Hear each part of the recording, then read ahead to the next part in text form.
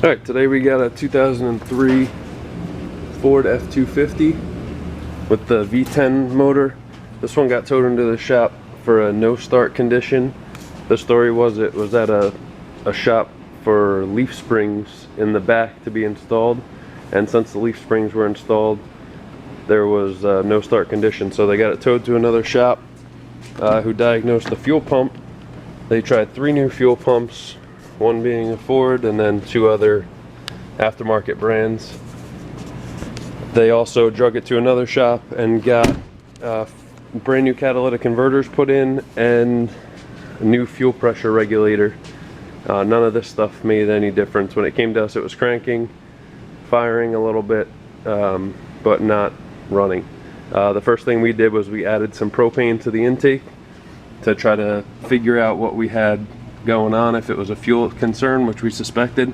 We did a quick scan. There was a couple different codes, nothing too specific. It looked like somebody cleared the codes on it, but long story short, we got the propane in the intake and it started up.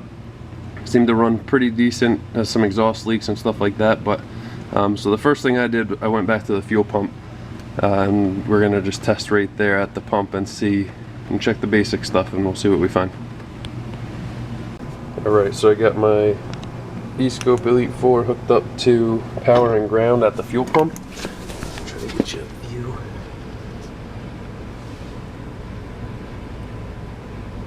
It's just right in the connector there. What I'm going to do, I'm going to go to deep record, and I'm going to turn off a couple of channels here. Just want channel 1 and 2, that's power and ground. I'm going to start deep record, and I'm going to turn the key on and just let it prime. See what it looks like.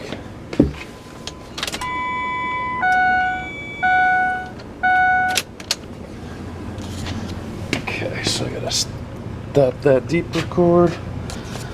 Okay, let's pan over. So yellow is my power, red is my ground. You can see the red coming up. We're gonna zoom in a little bit and try to see how far it actually came up. Let's get some cursors. Red came up to 8.3 volts when I primed it.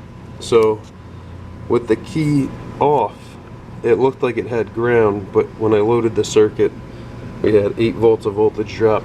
That's exactly why the truck's not starting. I'm just gonna run really quick a ground to the fuel pump, and I'll show you that the truck starts. Okay, so real quick, I have my power probe coming back from the front of the truck hooked to power and ground. I have this hooked up to the negative side of the fuel pump, so if someone tested it like this, it looks like it has a good ground, but as you see with the scope, when we loaded it, that ground comes up to 8 volts. So we're going to just hook this from the ground, and we're going to hook it right onto our good ground from the power probe, and we're going to crank the truck. It wouldn't start before, so we're going to crank it now and just make sure that it starts up, and let's see what we got. And this one does have an exhaust leak, so it will be loud.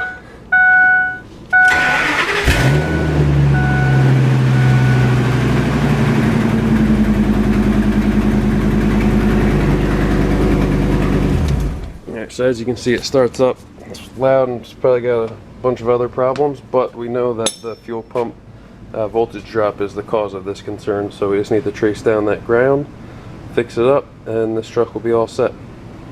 So we're in the back of this F250 and trying to find, you can see this bed is rusted pretty badly. The ground that we're looking for is above the spare. Luckily there's a hole right in the bed right here, so we can see that ground right in there. Try to get a good view there. Right there you can see it kind of blue and almost broken,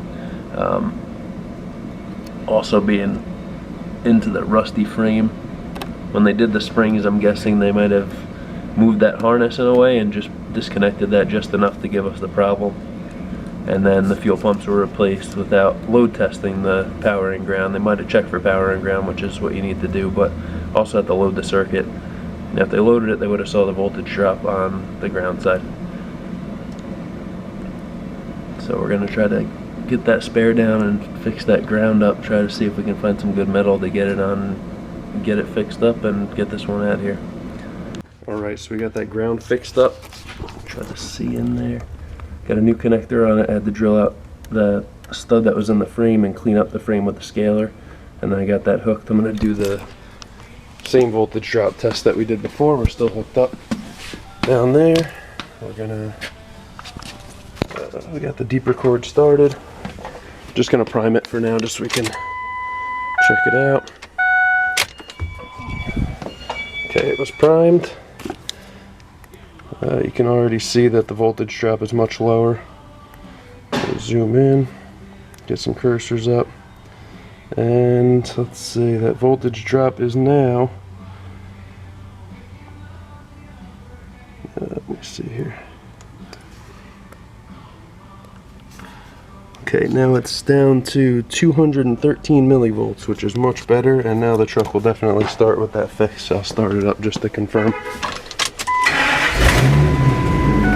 Again, it's loud, but it starts. That ground was the only problem. We got that all fixed up, and it should be good to go.